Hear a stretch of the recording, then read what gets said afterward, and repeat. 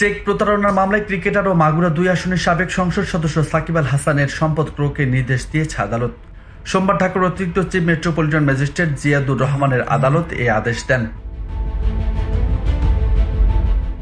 এদিন মামলাটিতে সাকিবকে গ্রেপ্তারি পরোয়ানা সংক্রান্ত তামিল প্রতিবেদন দাখিলের জন্য দিন ধার্য করা ছিল। আসামি পলাতক থাকায় বাদীপক্ষ তার সম্পদ ক্রয় করার আবেদন করেন। শুনানি শেষে আদালত তা মঞ্জুর করেন। এর আগে গত 19 জানুয়ারি তাকে গ্রেপ্তার করতে পরোয়ানা জারি করেন একই আদালত।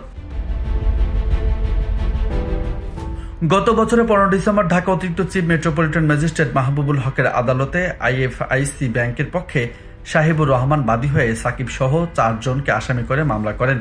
ওই দিন আদালত বাদীর জবানবন্দি রেকর্ড করে আসামিদের আদালতে হাজির হতে সমন জারি করেন। মামলার অপর আসামিরা হলেন সাকিব আল হাসানের অ্যাগ্রো ফার্ম লিমিটেডের এমডি গাজী শাহাগীর হোসাইন, প্রতিষ্ঠানটির পরিচালক ইমদাদুল হক ও মালাইকা বেগম। এর মধ্যে আসামি ইমদাদুল হক ও মালাইকা বেগম আদালতে হাজিরা দেন। অপর আসামিরা আদালতে হাজির না হওয়ায় আদালত তাদের বিরুদ্ধে গ্রেপ্তারি পরোয়ানা জারি করেন।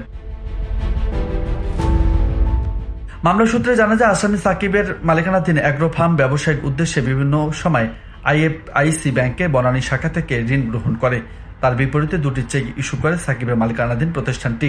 এরপর চেক উত্তোলন করতে গেলে পর্যাপ্ত টাকা না থাকায় তা ডিসঅনার হয়। 2 চেকের টাকার পরিমাণ প্রায় 4 কোটি 15 লাখ টাকা।